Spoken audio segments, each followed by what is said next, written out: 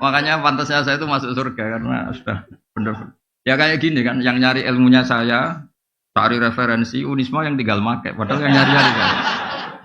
Ya gitu nanti dipakai dalil kayak orang pinter gitu. Kalau orang itu kan. Tapi udahlah saya ikhlas, saya tidak minta royalti kayak lagu-lagu itu. Ini gara-gara cantik, ini cerita bahwa dunia mulai dulu tidak ideal. Nabi pas itu tuh boncengin sepupunya, namanya Fadl bin Abbas. Ya kita tahu kan Muhammad bin Abdillah ini punya saudara namanya apa? Abbas. Yang diboncengkan Nabi namanya Fadl bin Abbas. Melihat terus sama perempuan tadi karena dia cantik. Terus perempuan ini juga melihat Fadl itu ganteng. Jadi mulai dulu entah atmosfer akademik atau atmosfer sosial tetap yang masalah itu yang mulai dulu fitnatur rijal ma'an nisa dan sebaliknya terus. Walhasil tuh falau wa wajal Fadl sebelum Nabi menjawab pertanyaan itu falau wa wajal Fadl.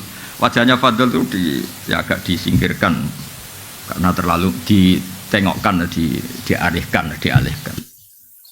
Tapi bikin masalah baru, pamannya agak terima, abahnya agak terima. Abbas itu pamannya Nabi, berarti bapaknya Fadl. Lawaita ibna ammik, masa kamu sama sepupu kamu gitu? Jadi mulai dulu masalah. Ngadepi orang cantik ya masalah, ngadepi orang sentimen ya masalah, ngadepi kampus bayar ya masalah, nggak bayar lebih masalah. Karena nggak bisa hidup. Jadi dunia mulai dulu tempatnya masalah. Karena dari awal liyabluwakum ayyukum ahsanu amala. Jadi sebelum pertanyaan dijawab itu ada kasus-kasus kecil begini. Terus Nabi menjawab, Aro'aiti laukana ala abiki dainun akunti qadiyatahu. Kalau andekan bapak kamu punya hutang, apa kamu bayar? Iya ya Rasulullah. Ya sudah, fadainu wa ahakku bil qada, utang haji bapak kamu harus kamu bayar. Itu Imam Bukhari itu tidak dibabkan di bab haji, dibabkan bahwa seorang mufti, seorang kiai itu boleh menfatwakan hukum di tengah jalan. Tapi saya Kiai Jawa Tengah, Anda tidak harus niru karena Anda Kiai Jawa Timur. Itu bisa masalah besar, itu dianggap tidak sopan santun. Tapi segampang itu Islam dikelola Nabi. Orang di jalan, Nabi loh, bukan sekedar rektor, Nabi. Sayyidul awalin wal akhirin. Ketemu di jalan, dicegat, ditanya, nggak tersinggung. Nabi. Iya. Rektor takut ketua yayasan sekarang. Struktur zaman akhir itu repot. Rektor juga takut sama ketua yayasan. Takut betul loh, karena yang bisa tanda tangan itu ketua yayasan itu. Makanya saya di ikut yang yayasan aja biar keren, rektornya takut.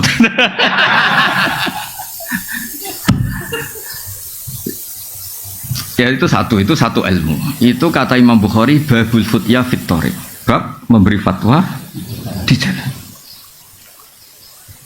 Artinya begini, andaikan semuanya sistem kampus, kemudian perempuan ini ingin belajar tentang menstruasi atau tentang apa saja. Masa nunggu sampai semesternya, nunggu kejuruannya, oh ini fakultas apa? Ketika dia tanya kebutuhan agamanya, enggak bisa, kamu kan fakultas teknis, masa tanya agama? Padahal fakultas teknis juga butuh agama. Makanya menurut saya Indonesia itu sudah bagus, ada struktural, ada apa? Kultural. Saya ini termasuk yang kultural, tapi kebetulan keramat jadi dipakai yang struktural seperti ini. Tapi saya itu kalau dapat SK entah jadi apa, biasanya tak saya abaikan. Bukan karena sombong atau menolak. Memang nggak boleh kalau dua-duanya kekuatan ini sama-sama di struktural saja atau sama-sama di kultural. Karena kalau struktural tadi, masa orang tanya kebutuhan Islamnya harus nunggu sekolah di situ, nunggu semesternya berapa baru bisa diskusi sama dosennya. Itu pun kalau fakultasnya agama, kalau enggak. Makanya saya mohon kiai-kiai kultural itu ya harus alim betul, terus rileks. Saya itu memang nggak nerima tamu, tapi saya punya ngaji rebonan yang kayak begini, orang bisa ngomong apa saja. Tapi biasanya laporannya sama, dimarahin istrinya. Laporannya sama. Jadi sahabat tuh gak berani tanya Nabi, perempuan enggak saja, dipegang ke Nabi. Ya Rasulullah saya mau tanya, Nabi berhenti. Nah kemudian di bab haji, ini dengerin, di bab haji dibabkan lagi. Babu hajil mar'ati anir rojuli, sehingga di bab badal itu boleh silang. normalnya kan lelaki diganti lelaki, perempuan diganti perempuan. Tapi di bab ini, di bab kaji apa? Badal. Itu lelaki boleh diganti perempuan karena kasusnya tadi adalah perempuan mengganti haji bapaknya. Terus nanti suatu saat dibabkan lagi oleh Imam Bukhari. Babu niyabati hajil makdub.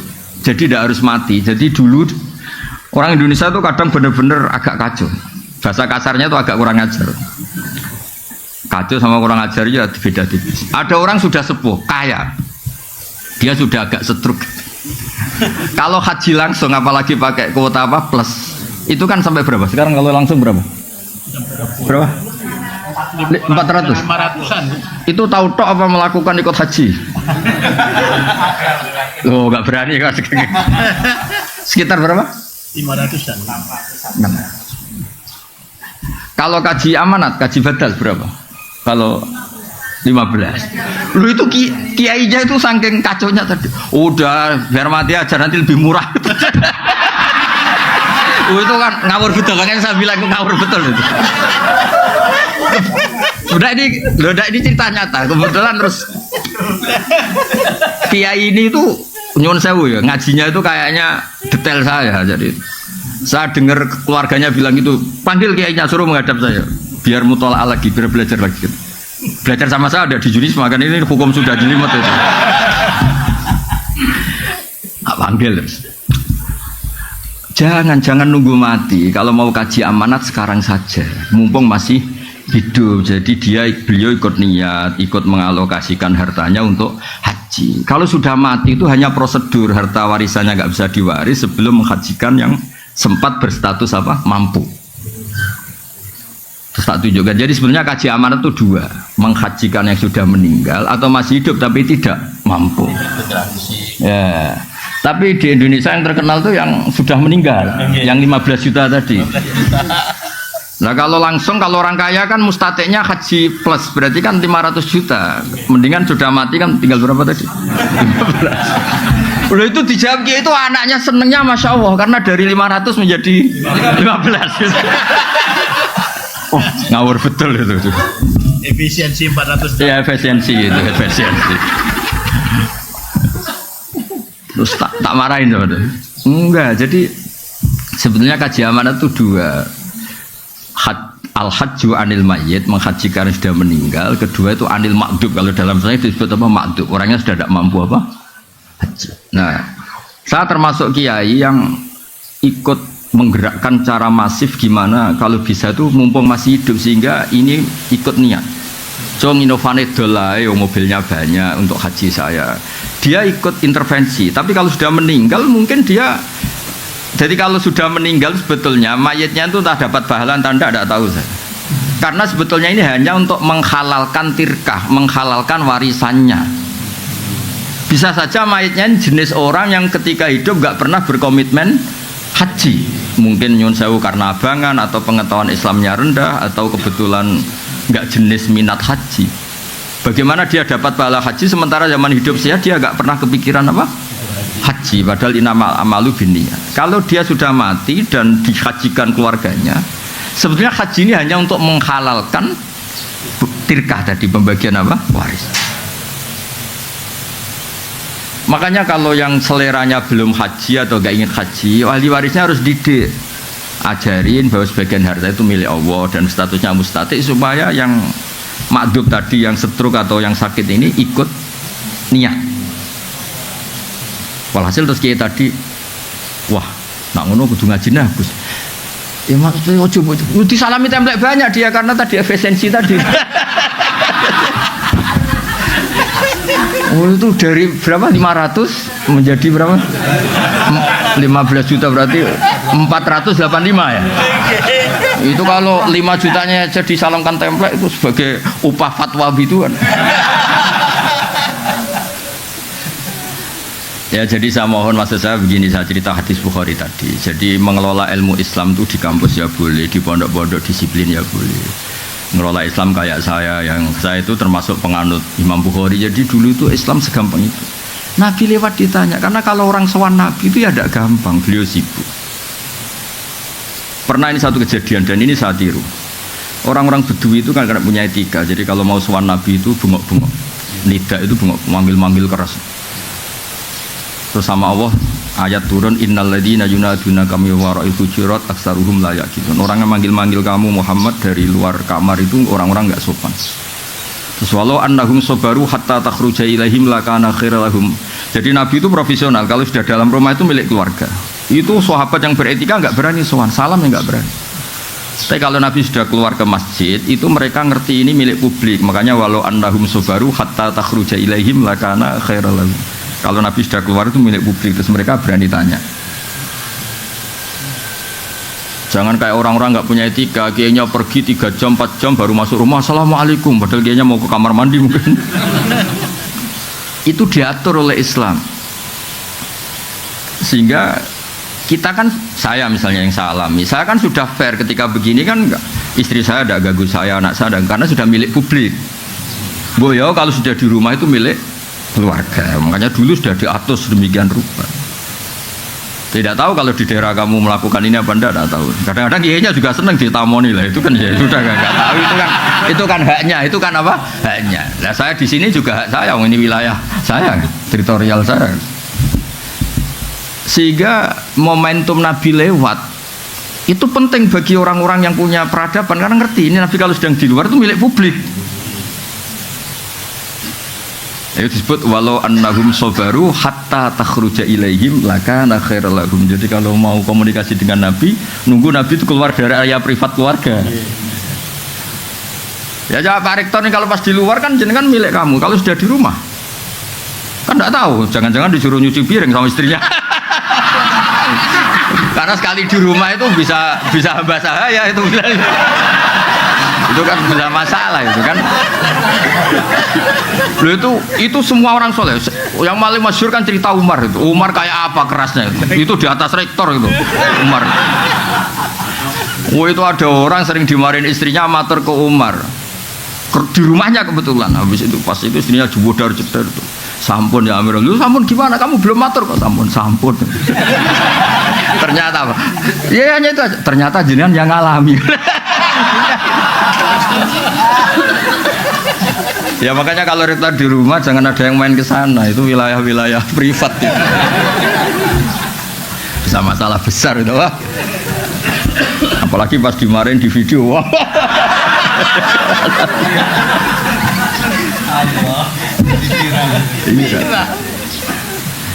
Jadi Nabi itu nggak pernah digugat lelaki, yang pernah digugat perempuan itu. Jadi makanya saya tadi bilang kata cantik itu penting. Jadi ada perempuan tuh cantik sekali, namanya Khawlah binti Salabah. Saking cantiknya dia mungkin habis haid atau apa, terus dia pas suaminya datang itu dia pas sholat. Ya karena cantik tadi, langsung suaminya orang Arab kan nggak makan bakwan sama tempe, makanya daging. Pokoknya ingin langsung hubungan intim. Istrinya menolak. Wong di redaksi kitabnya itu agak jorok ceritanya. Fa'ajabatu ajizatu. Dia ngelihat istrinya sujud tuh tertarik. Walhasil terus diajak nggak mau. Terus orang Arab itu kalau mangkel melakukan apa? Dihar. Dihar itu menyerupakan istri dengan apa? Ibu. Kalau di Arab menyerupakan istri dengan ibu itu maknanya nggak mungkin halal disetubui. Kalau di Indonesia enggak, kalau menyerupakan istri dengan ibu itu karena kasih sayangnya. Makanya di Indonesia hampir nggak ada apa? Dihar, karena beda sekali perspektifnya. Beda sekali. Walhasil terus karena dihar di jahiliyah dulu itu hukumnya sama dengan tolak. Nabi itu melangsungkan hukum yang nggak dibatalkan oleh apa? Islam. Yang nggak dibatalkan, saya ulang lagi. Karena beberapa tradisi jahiliyah juga ada yang diteruskan. Matur ya Rasulullah, saya istri saya dihar gini. Yang matur pertama itu suaminya. Namanya Aus bin Somit. Ada banyak riwayat ya, sama ambil saja Aus bin Somit. Gak usah diteliti jadi disertasi itu gak usah. Disertasi kok ilmunya copy paste. Mau nanti disertanya kata Gus Wah kacau itu, gak ilmiah itu ya, harus nyari referensinya sendiri. Barang nyari kamu biaya pakai maktabah Samilah 5.000, aduh kasus lagi. Kata Nabi, ya sudah gitu memang hukumnya, pulang suaminya. Kata istrinya, wah kamu gak mutu ya. Datang. Ini cerita surat Mujadalah tadi kalau zaman baca Mujadalah. Betul ya Rasulullah kalau dia itu kayak tolak. Iya. Nabi, saya ini sudah tua. Kalau bikin hukum mau dipikir-pikir dulu. Khawlah itu cantik betul. Agak jorok orang. Agak ngawur kalau ngomong itu, kalau sama Nabi agak ngawur. Ini kisah nyata loh. Maksudnya gimana? Kalau saya masih muda dulu, cantik masih muda, dihukumi tolak gak apa-apa, masih banyak lelaki suka saya. Ini saya sudah tua. Terus bilang, ngomongnya jorok, saya masih ingat bahasa Arabnya. Akala sababi, muda saya cantik saya dihabiskan oleh dia, maksudnya suaminya Aus bin Samit. Wa nasartu lahu batni, sehidup-hidup saya sudah pokoknya ngomongnya jorok dia. Sudah pas tua gini, sudah tidak cantik, sudah gembrot, sudah ini itu, ada dihar yang kayak tolak. Tadi kata Nabi, ya hingga detik ini belum ada pembaharuan hukum, belum ada itu. Masih begitu kata Nabi. Kalau begitu terus, engkau saya laporkan Allah Ta'ala. Oh, itu kalau gak perempuan tidak bisa. Wih. Tapi gara-gara itu Nabi itu kelihatan Nabi. Memang kadang-kadang eksiden itu berkah. Si Khawlah ini terus pulang di kamar dia sujud, ya Allah bilangin nabimu ini hukum apa. Bilangin nabimu ini hukum apa ya. Saya sudah tidak cantik, sudah tua. Kalau kejadian ini ketika saya masih cantik nggak masalah. Terus ngomongnya tuh pas munajat tuh yang ngawur betul. Indomam tuhum ilaihi do wa indomam tuhum ilayya jam. Ini anak saya banyak.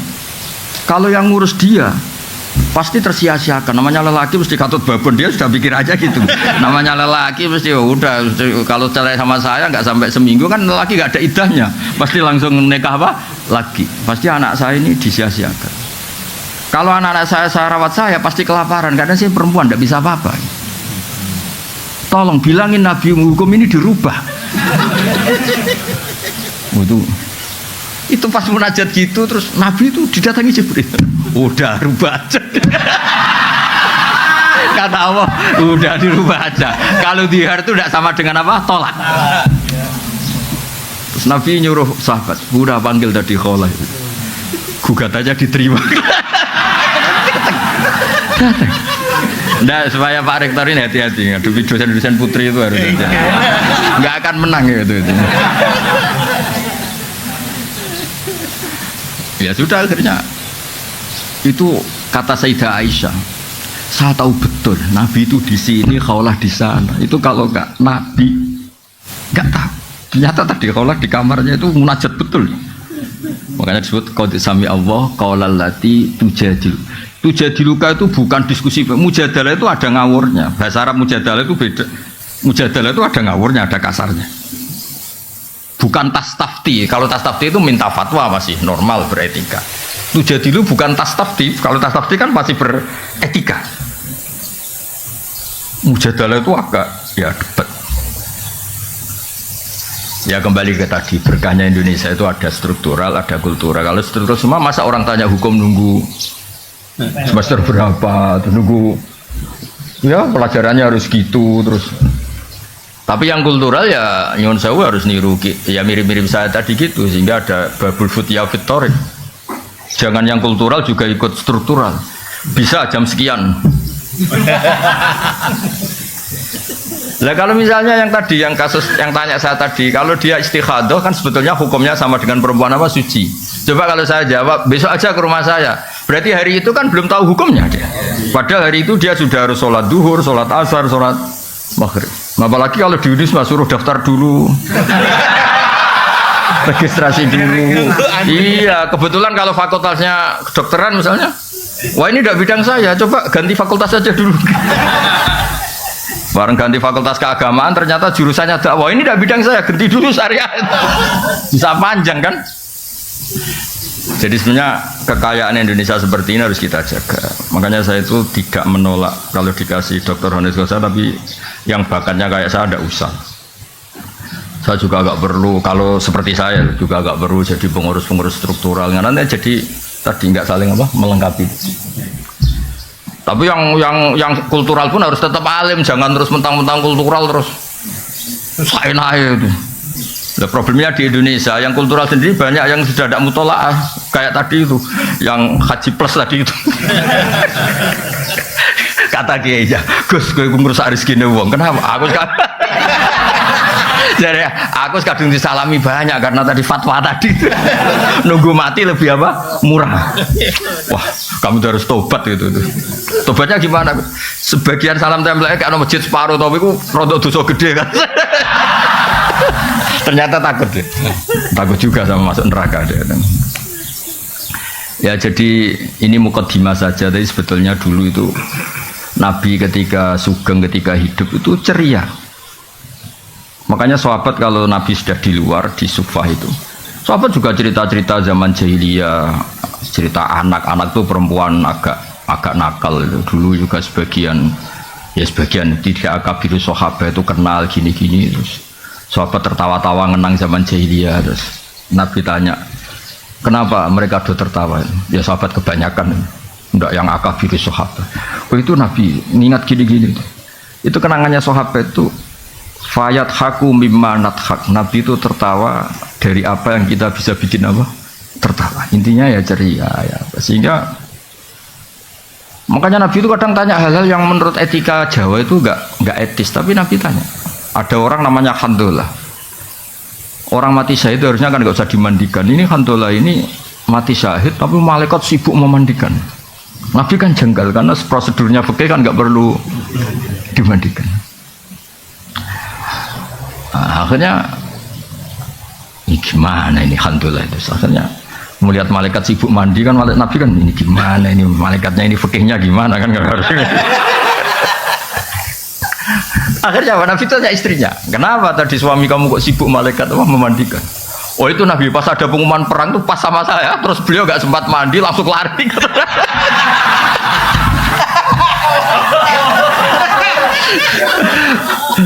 Nah, akhirnya malaikat kan yang ribet itu Pak. Saya nggak ngerti itu gimana dia dapat galon, dapat apa malaikat tadi juga nggak tahu ya. Malaikat nyari di mana juga nggak tahu. Tapi itu sampai si Khandolah ini gelarnya apa? Ghusilul malaikah, mayat yang dimandikan. Sampai itu menjadi gelar kehormatan.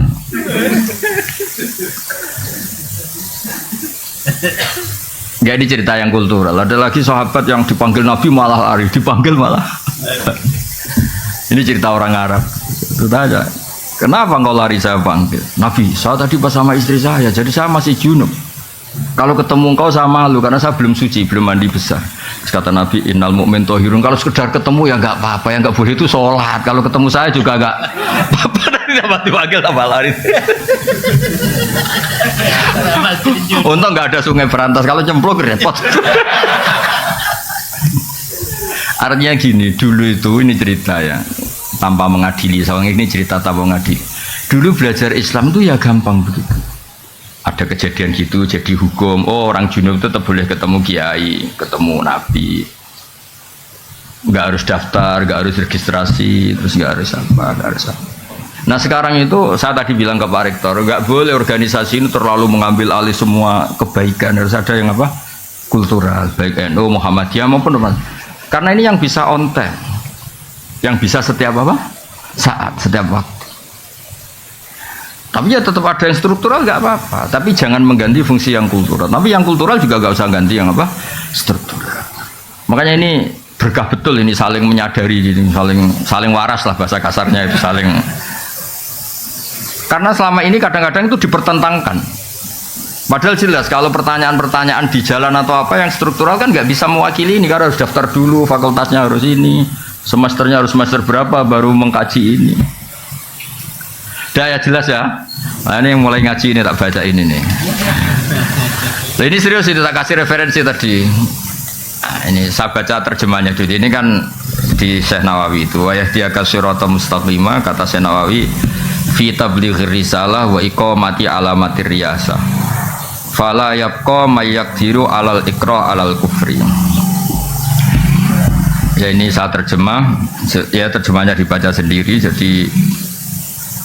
Jadi begini ya, Islam itu membawa kebenaran, tapi kebenaran ini kan masuk ke ruang publik. Ternyata benar saja tidak cukup, karena benar itu bisa jadi objek cemoohan, objek eksploitasi dan sebagainya. Karena masuk ruang apa? Publik. Sebab itu Nabi itu butuh kemenangan. Karena beberapa aturan itu nggak bisa diterapkan kalau tidak posisi menang. Dulu yang namanya Ka'bah itu ada 360 berhala. Bisa apa? Orang yang membawa kebenaran kalau tidak posisi apa? Menang. Ka'bah bisa ditertibkan dari berhala-berhala itu karena Nabi posisi menang. Makanya kata Syekh Nawawi, menang itu penting, kata beliau, sampai menang itu penting untuk memaklumatkan, untuk mengawal kebenaran, sehingga falayab qoma yakfiru alal ikra alal kufri. Tidak ada lagi kekuatan yang bisa maksa orang Islam itu kafir.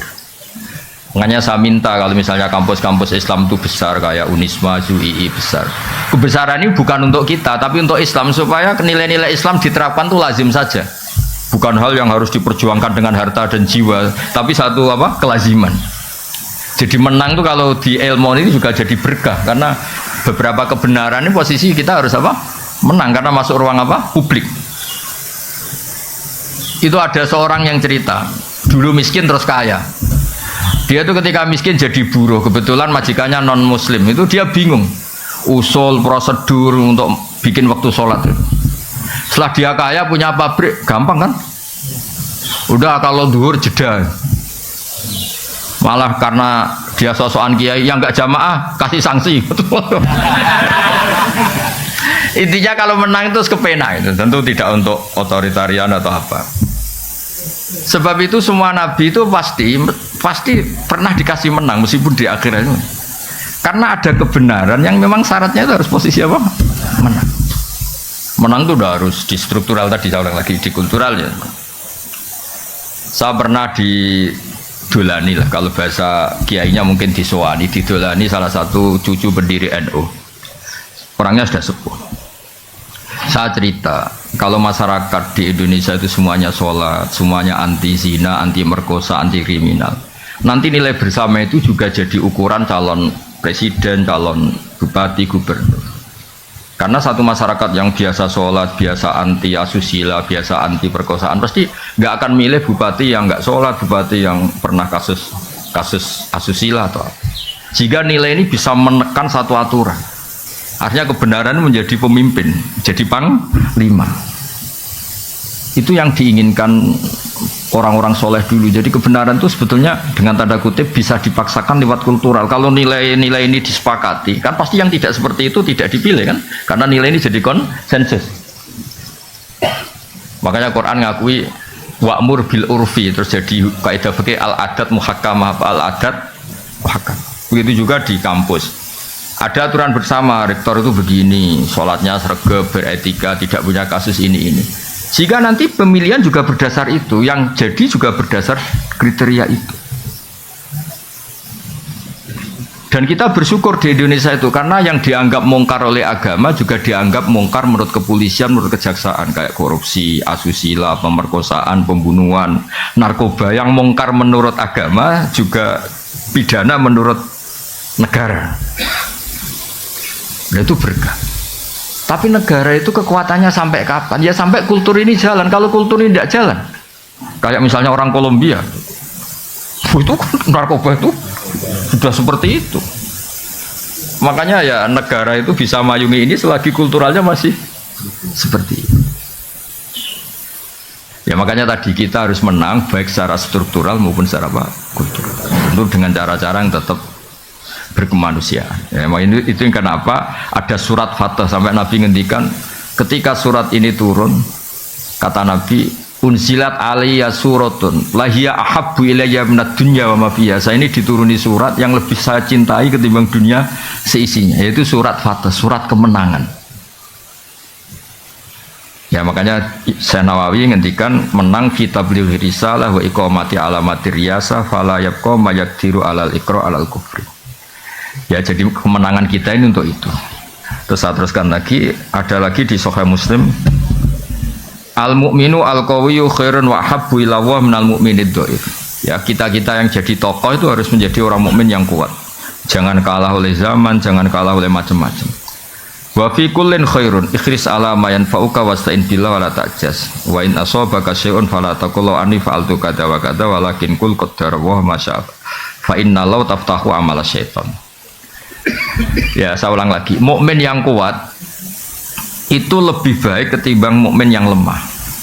Karena berkahnya kuat itu bisa menghandle sekian masalah.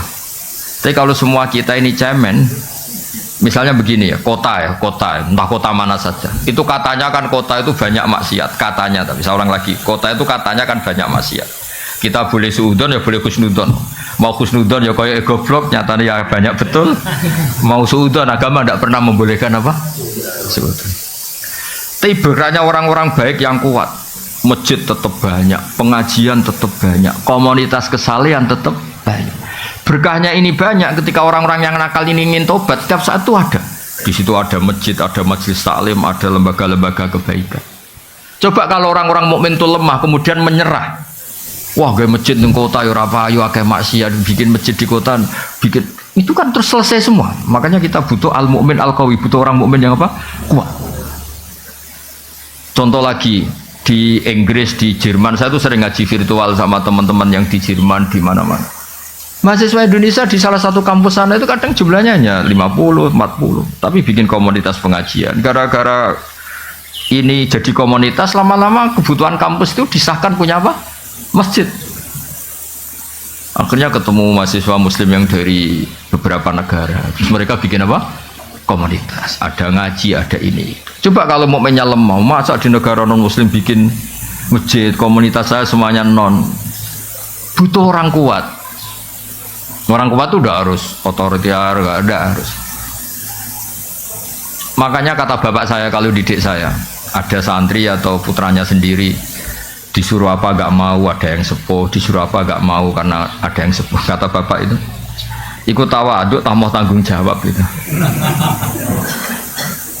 Ya kadang-kadang kan alasannya ini kan wilayahnya rektor, ini wilayahnya kiai, ini wilayahnya orang sepuh. Kata bapak itu tawaduk apa nggak tanggung. Ketika seorang muslim dimanapun berada terus berpikir bikin masjid di kampusnya atau bikin komunitas pengajian, ternyata baik-baik saja, hanya butuh orang kuat. Saya pernah ya ketemu teman-teman TKI di Korea, itu pertama sholat itu nunggu jam makan karena WC di sana MCK-nya kan luas, terus dia sholat ketika jam makan di WC di. Terus ketika mereka menunjukkan Islamnya dengan komunitas besar, lama-lama kuat nyewa masjid. Jadi bangunan disewa untuk masjid. Lama-lama setelah uangnya terkumpul, komunitas itu besar, ya bikin masjid. Izinnya padahal mahal. Itu kalau orang-orang tidak bernyali tidak bisa. Maksud saya ngaji ini supaya jenengan yang di Yunisma itu tambah kuat. Kita kan kultur punya, SDM punya. Masa kalah sama TKI-TKI yang di beberapa negara itu bisa bikin masjid, bisa bikin komunitas. Ya makanya Nabi muji.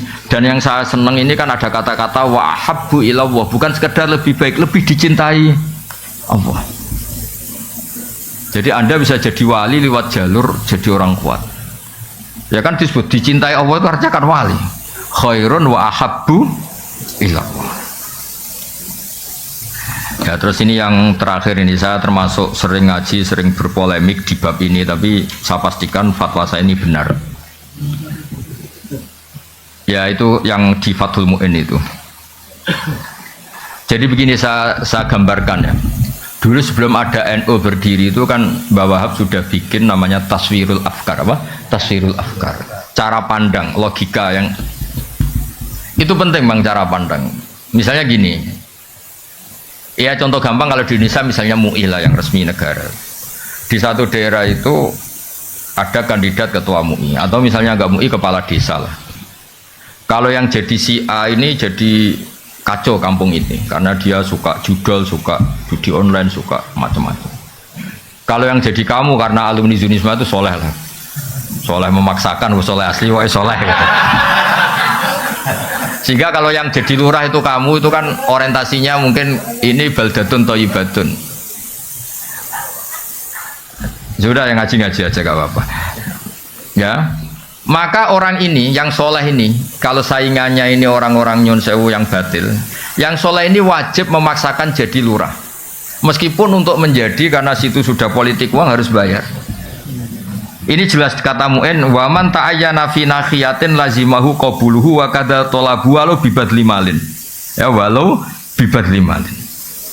Yaitu yang bawah itu wa kadza talabuhu walau bibadli malin. Wa in khafa min nafsihi al-maila. Itu saya terjemah. Jika kamu kredibel dan hanya kamu yang sesuai syariat, maka kamu harus menjadi pemimpin meskipun dengan cara mengeluarkan biaya dan meskipun atas nama manusia kamu takut terjerembab dan jatuh pada hal-hal yang negatif. Karena tadi ketika yang jadi lurah itu kamu, orientasinya kan gimana kampung ini mau sholat, gimana kampung ini nyon sewu gak ada prostitusi, gak ada narkoba, ada. Orientasi kamu kan islah, membuat masyarakat ini baik. Maka kamu ini harus mengeluarkan biaya. Saya pernah ditanya, Gus itu apa tidak suap? Yang dikatakan suap itu pembiayaan yang hak jadi batil, yang batil jadi hak. Ini kan enggak membiayai hak menjadi hak. Ya membiayai hak menjadi hak. Makanya saya pernah ditanya, Gus kalau pilkades itu itu kan kalau yang enggak mengeluarkan uang kalah. Katanya mengeluarkan uang itu tidak soleh karena nyuap. Saya bilang kalau kandidat lainnya itu tidak soleh, kamu mengeluarkan uang nggak apa-apa. Paling Allah kalau kamu soleh, Allah akan bilang kamu itu dermawan. Kalau kamu soleh lah. Tapi kamu nggak soleh, memang Allah bilang kamu istrinya bapak. Kalau di Jawa kan istrinya bapak ya, ibu. Makanya ada yang tanya, orang Arab itu kadang sumpah ilah itu sumpah nggak akan ngumpuli istrinya 4 bulan. Kata Ki Jawa, kok kuat Gus? Orang Arab kan istrinya 4. Jadi punya alternatif. Kalau Ki Jawa ya tak kebal wa minkum. Makanya kadang-kadang adat Arab sama Jawa itu beda. Di Arab itu mahar itu mahal. Ini ibu-ibu gak boleh niru orang Arab. Mahar itu apa? Mahal. Saking mahalnya kadang itu orang nikah hanya 1 bulan 3 bulan karena sering nikah orang Arab. Karena mahar itu mahal, misalnya 1 miliar 200 juta 3 mahar itu mahal. Kalau di Indonesia kan seperangkat alat. Saya itu sering nikahkan tuh sampai bosan yang namanya seperangkat alat apa? Nah itu sama Allah sampai dibilang gini. Ini sama Allah sama dibilang gini. Kalau kamu punya istri dan kamu ceraikan, fala ta'khudhu minhu syai'a, mahar yang sudah kamu kasihkan jangan ditarik kembali. Karena butuh pelarangan, karena jumlahnya besar itu butuh pelarangan. Fala ta'khudhu minhu syai'a, mahar yang sudah kamu berikan jangan ditarik lagi karena jumlahnya ratusan juta. Kalau di Jawa gak usah dilarang, tidak akan diambil lagi. Karena seperangkat alat sholat. Nah itu kalau cerainya sudah setahun kan sudah lusuh. Makanya Mbah Mun tuh sering bilang, iki fikih Arab. Artinya gini, teori itu gak kebayang di Jawa itu ada pelarangan gak boleh ngambil. Gak usah dilarang juga gak ngambil. Kalau di Arab dulu itu ada sahabat nikah itu maharnya itu kebun kurma luas sekali. Makanya orang Arab sekali nikah itu ya terus istrinya tuh tenang hidupnya, nggak kayak dinikahi dosen Unisba tuh. Apa itu? Nggak jelas itu. Ya betul itu. Pernah dengar atau istilah khulu itu? Khulu itu seorang istri mengakati suaminya supaya mau menceraikan, tapi si istri bayar. Itu di Arab mungkin. Jadi singkat cerita ini dikasih satu kebun kurma luas. Istrinya nggak seneng karena cowoknya ini nggak ganteng, nggak menarik. Soalnya melihat suaminya itu bawaannya kayak melihat gerduo, nggak seneng. Kan ada orang-orang yang raine segala musibah itu kan ada orang yang itu kan nggak tahu lahirnya kenapa itu kata itu. Mau dibarengi apa nggak tahu. Kalau dukun mesti ngerti ini karena salah tanggal lahir mungkin. Itu kata pertama ada ayat khulu itu tadi. Kalau kamu minta diceraikan ya bayar mahar yang sudah kamu terima kembalikan lagi. Itu sampai ada ayat fala junaha aliman terus fi maftadat bi. Napa fi maftadat bi. Kalau di Indonesia ya tidak mungkin. Khulu coba mahar yang sudah saya kasihkan kasihkan saya lagi, dikasihkan seperangkat alat. Ya lusuh lagi itu kan. Jadi kadang-kadang perasaan fikih Arab sama Jawa itu beda. Makanya saya pernah tanya santri, Gus kok zaujatu abika nggak boleh menikahi istri bapak kamu? Ya ada kepikiran nikah lah Gus, itu kan ibu saya kata. Oh dasar kiai Jawa kata saya itu. Di Arab itu ada ummuka, ada zaujatu abika.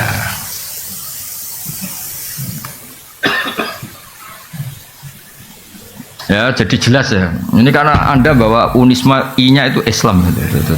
Ini makanya ini saya ajarin fikih secara baik dan benar gitu.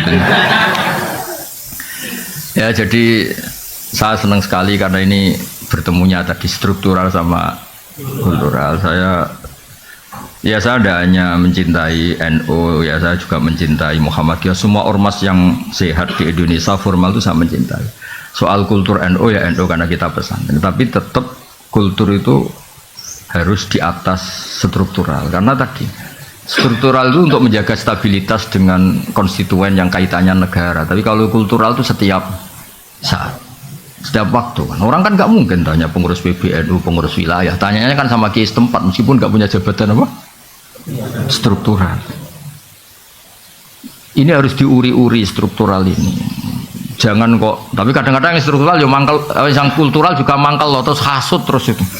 Karena dia nggak dapat fasilitas mobil cabang NU mana gitu. Kalau yang pengurus struktural kan ngalor ngidul bawa apa? Mobil itu bisa diting-diting ngatur-ngatur. Kadang-kadang yang kultural itu ya drengki terus. Lah saya ini kan kebetulan saya pribadi kebetulan kan yang kultural yang keramat, jadi nggak perlu iri gitu karena saya punya mobil, punya umat, punya komunitas. Yang enggak itu kan bisa perhasutan yang jalan itu. Terus saya bilang, gue sekere ra ikhlas malah rokok kata saya. Gue nek wis kere menisan apa? Ikhlas. Jadi kalah donya menang akhirat kata saya. Jangan kalah donya kalah akhirat itu. Terus ya Gus astagfirullah. Astagfirullah terlambat kata saya gitu. Karena tadi berkahnya kultural itu orang bisa tanya setiap. Ini yang terakhir saya contohkan masalah istikhadah tadi. Nabi itu punya ipar namanya Hamnah binti Jahsh. Ya, soalnya Hamnah binti Jahsh karena Nabi punya istri namanya Zainab binti Jahsh. Punya ipar namanya Hamnah binti Jahsh. Itu kalau tanya Nabi, ya Rasulullah saya ini sering keluar darah gini-gini. Terus kata Nabi, ya sudah kalau ngelewati adat haid kamu, maka itu istihadah.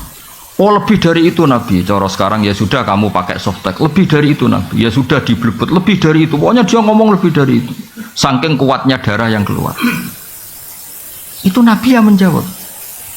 Jadi yang nggak diketahui nyun sewu kiai yang etis, yang ngomong etika terus, itu sebetulnya nggak pas juga di bab-bab fikih. Hal yang paling pribadi, paling nggak pantas itu dulu Nabi itu ngalamin itu. Maksudnya saya ini agak nyindir rektor tuh enak. Di ruang tertutup kalau mau ketemu aja ngelewati berapa baru. Waduh. Itu nemuin Nabi sama rektor gampang nemuin Nabi.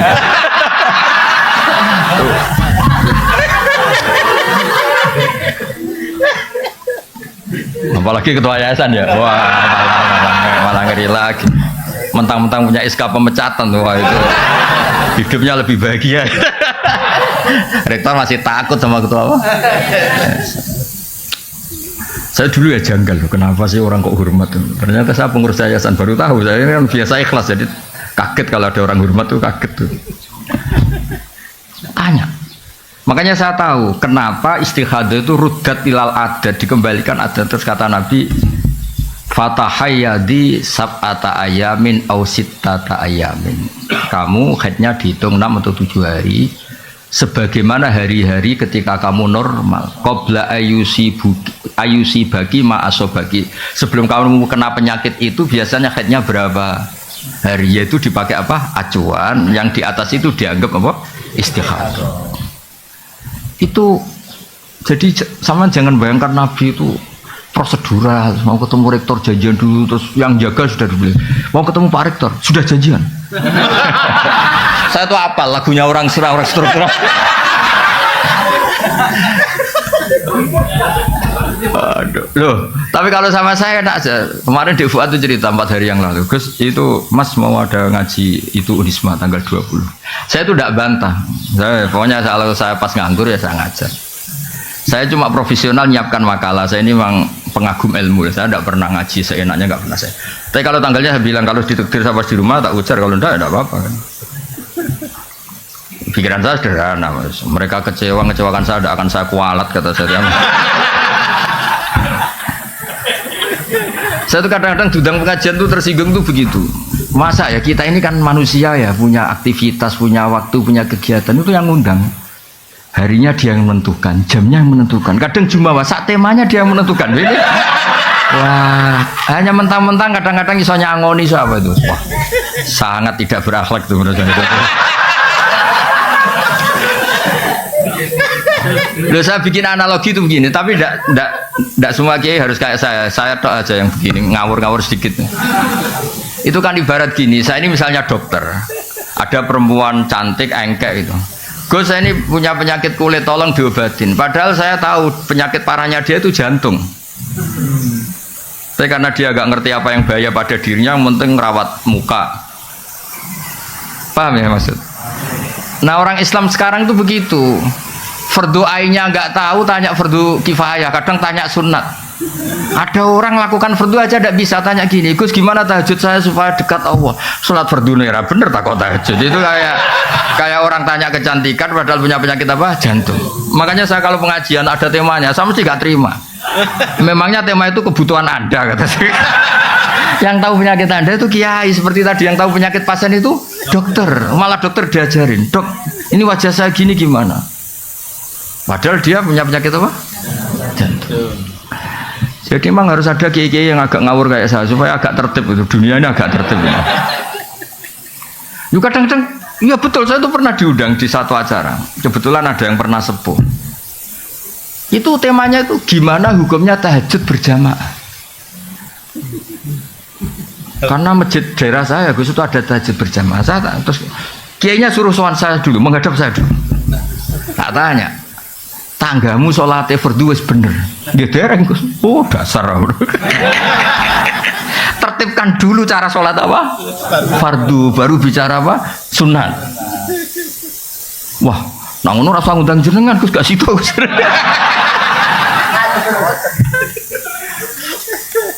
Tapi akhirnya mereka terus sadar, tak angan-angan bener Gus lah, fardu bener kok takok. Jadi kadang-kadang orang Indonesia tuh aneh. Tapi kebetulan aneh ini yang melakukan banyak terus tidak aneh. Tapi kita sebagai orang terpelajar itu harus mulai mikir gimana supaya kita ini diskusi Islam secara baik dan benar, yaitu harus takdimul fardi alas sunnah, harus prioritas itu. Jadi dulu ini ceritain kembali lagi ke tadi, dulu zaman Nabi itu gampang, ada orang Bedui tanya, ya Rasulullah betul engkau Nabi? Itu kalimatnya kasar betul. Antal ladzi tasumu itu agak kasar. Kamu yang ngeklaim kalau kamu itu Nabi. Tasumu itu klaim, bukan takulu, tasumu ngomongnya orang Arab. Engkau yang ngeklaim kalau diri kamu Nabi, kata Nabi, iya kata. Betul Allah nugaskan kamu, iya kata Nabi. Nabi masih datar, ya terus. Terus apa ajaran Tuhan kepada kamu? Ya kamu harus sholat 5 waktu. Itu tok, iya. Itu tok lo ya, iya kata Nabi. Puasa Ramadan, itu tok lo ya, iya kata Nabi. Zakat yang wajib ya, semuanya yang pas. Itu di depan Nabi ini yang saya pakai. Fa wala azitu ala dzalik wala angkus, demi Allah saya Islamnya mau pas saja, enggak lebih enggak kurang gitu. Terus kata Nabi, man sarrahu ayang dzura ila rajulin min ahli jannah falyangdzur ila hadza. Kalau kamu ingin melihat lelaki ahli surga ya orang ini, sing Islamnya pas itu. Makanya itu Imam Nawawi yang ngarang kitab Majmu' Syarahul Muhadzab itu. Kalau ada pendapat yang mengatakan witir itu wajib, saking khusyuknya orang sampai bilang witir itu wajib. Itu kata Imam Nawawi, semua pendapat itu tidak sah dan batal li hadisil A'rabi katanya. Karena ada hadis dialeknya orang apa? A'rabi. Jelas orang itu tanya, hal aliyya ghairuha ya Rasulullah, apa ada kewajiban lain di luar sholat 5 waktu itu? Kata Nabi, lah tidak. Kata Imam Nawawi, kalau kamu mau khusyuk saja, tidak usah wajib-wajibkan witir kata. Tetap yang wajib hanya sholat 5 waktu.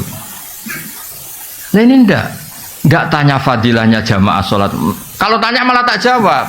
Sholat fardu itu menurut Imam Ahmad itu jamaah itu syartun fi sihhati sholat, bukan sekedar pahala 25 atau 27. Riwayatnya kan 25 sama 27 sesuai kualitas apa jamaahnya. Itu menurut pendapat Imam Ahmad, sholat jamaah itu syartun fi sihhati sholat. Untuk menjadi sholat sah itu harus berjamaah. Makanya alhamdulillah kita Syafi'i. Kalau Ahmad, wah masalah itu kamu. Alasannya masuk akal. Alasannya Imam Ahmad begini. Kewajiban itu bisa diukur dengan tingkat digugurkan kalau ada kondisi emergensi darurat. Sholat khauf, sholat ketika perang itu rumit apa enggak? Rumit kan? Ternyata oleh Allah tetap disuruh jamaah sampai kaifiahnya susah kan? Iya. Coba. Wa idza darba li salim antak in khiftum ayu sampai itu ketika kamu sholat wa idza qamtum faltakum ta'ifatun wal ya'khudhu aslifa idza sajadu falyakunu mi waraikum tus wal ta'ti ta'ifatun ukhra falyusall. Wes pokoke walhasil kaifiahnya tuh ruwetnya itu gantian. Dan itu tetap jamaah. Jadi kalau ada yang sujud, ada yang tetap berdiri jaga musuh. Kalau ada ini sudah berdiri, gantian itu yang sujud. Lam yusallu ma'aka fal wal kayak apa? Terus kata Imam Ahmad, kalau se-emergensi itu saja jamaah tidak digugurkan, maka apalagi kondisi normal. Kamu menang semua toh, masuk akal pendapat Imam Ahmad toh. Tapi Imam Syafi'i itu berkah di Indonesia, karena kadang-kadang orang nggak mau jamaah itu bukan menolak jamaahnya, nggak seneng imamnya. Wes, roh gue seneng, roh imam gue seneng wes, serat cocok. Loh apalagi ketua yayasan sudah ngerti kalau imamnya minta naik gaji malah gak tertarik. Imam kok kedunya dari itu. Aduh. Makanya saya andekan orang-orang Hambali itu hidup, pasti saya cerita di Indonesia itu menolak jamaah bukan karena anti jamaah, itu gak cocok sama imamnya. Loh, di Indonesia itu imamnya gak kunut aja masalah kan. Yang kunut imamnya gak kunut juga masalah, atau sebaliknya juga masalah. Sekarang aja era modern, saya tuh sering makmum orang Muhammadiyah. Orang Muhammadiyah juga sekarang alhamdulillah sering makmum orang NU. Karena saya ngomong terus, kalau kunut itu adalah NU, berarti Imam Syafi'i itu NU. Imam Abu Hanifah berarti Muhammadiyah. Padahal Muhammadiyah sama NU itu dulu Imam Hanafi, dulu Imam Syafi'i. Mana buktinya kalau Imam Syafi'i punya Kartanu itu? Kan tidak ada buktinya. Boyo biasa aja dari awal kan dua-duanya sepakat kalau itu masalah sunat atau tidak sunat kan, tidak masalah rukun kan. Tapi saya pernah dibantah oleh Banser. Ini memang enggak, saya tahu Gus kalau itu sunat, tapi ini identitas. Materi kali identitas kalau enggak kunut tuh bisa masalah itu. Ya sudah, tapi ya kalau kita yang tekuni ilmu ya biasa aja. Kalau kita yang tekuni ilmu ya biasa aja. Jadi saya mohon karena Unisma ini kan biasanya bacanya Unisma apa Unisma? Oh ini ya sudah, berarti sudah Indonesia banget ini. Saya tuh masih menangi orang baca Zunisma, Zui karena setengah Indonesia setengah rodok mabu-mabu Inggris itu. Sekarang sudah diterbitkan ya, sudah muni U semua ya. Unisma.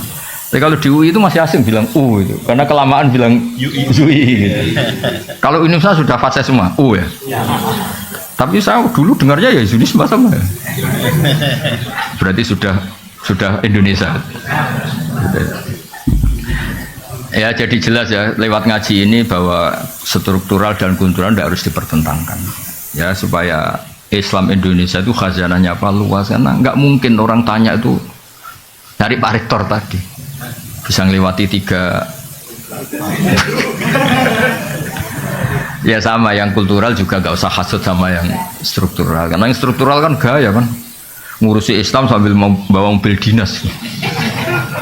Yang struktural, yang kultural tuh kasihan, dari sawah mencangkul langsung ngajar madrasah.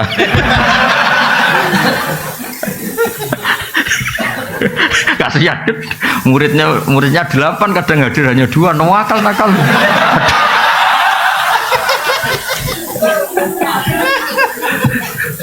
Tapi itu yang menjadikan orang Indonesia tahu Islam. Makanya saya setuju sama doa-doa, makanya doa kita itu walil mu'minin al mu'minat itu semuanya didoakan karena yang terlibat membesarkan Islam, menghidupkan Islam itu semuanya, bukan kita tok. Ya semuanya bukan kita tok. Saya sering ditanya sang di pedalaman Kalimantan, saya ini di pedalaman Kalimantan wajib Jumatan enggak? Ya secara fikih tidak wajib karena belum perkampungan. Masalahnya jamaah saya itu jamaah ngaji, kalau dijak sholat duhur gak mau. Jumat kok duhur. Aneh kan, hari Jumat kok duhur. Ya sudah kalau gitu Jumatan. Katanya tadi gak wajib. Dia ini rodok santri, semeneng nara wajib terus rasido. Gitu. Tapi jamaahnya gak mau. Masa Jumat kok duhur gitu. Makanya alhamdulillah madhab-madhab yang Jumatan harus orang 40 harus gini-gini di Indonesia alhamdulillah tidak melaku, tidak jalan karena kampung-kampung terpencil yang komunitasnya baru 20 mintanya juga Jumatan. Makanya kita cari-carikan dalil gimana. Lah saya termasuk kiai yang ahli nyari dalil-dalil yang tidak. Karena kasihan memang kebutuhannya Jumatan. Masa duhur apa Jumat kok duhur. Ya udah Jumatan. Dalilnya udah bagian saya yang nyari atas. Masa ini kan kiai baik, jadi pokoknya yang gitu-gitu tak cariin itu. Ya jadi kadang-kadang kita butuh. Saya pernah lagi ada Jumatan betul, saya itu mau ke Jogja. Kebetulan dulu saya pakai bis ban double. Karena saya ini kan termasuk orang soleh lah, jadi ada Jumatan berhentilah daripada duhur ya sama Jumatan berhenti. Padahal pakai bis, enggak pakai mobil pribadi. Tahun berapa? Sekitar tahun 97 atau 98. Jumatan di satu kampung itu orangnya itu enggak ada 20. Imamnya itu kalau baca Fatihah kayak orang mau melahirkan. Perjuangannya susahnya itu.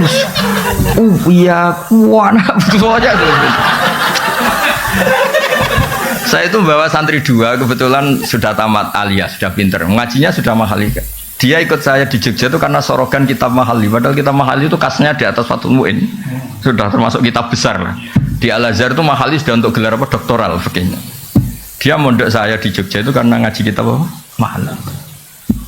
Singkat cerita santri saya 2 itu. Gus, kok jenengan ndak ada? Nak kon gak mantep ya ada. 2 santri saya itu ya ada, saya ada. Ditanya saya.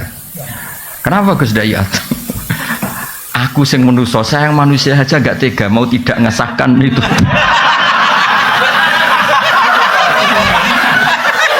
Apalagi Allah yang Rahman Rahim melihat perjuangannya di situ kayaknya pasti sah. Tadi ditanya, ini pakai apa? Ya pakai husnudzon kata saya. Padahal sebetulnya saya itu punya madhab-madhab Hanafi untuk mengesahkan yang seperti itu. Tapi saya tetap guyon ini pakai husnudzon. Karena kalau saya iada itu kan semi suudzon, kalau sholat itu enggak sah. Jadi kamu itu benar secara fikih, tapi nanti dihisab karena suudzon. Karena kamu sampai iada itu menganggap itu tidak sah.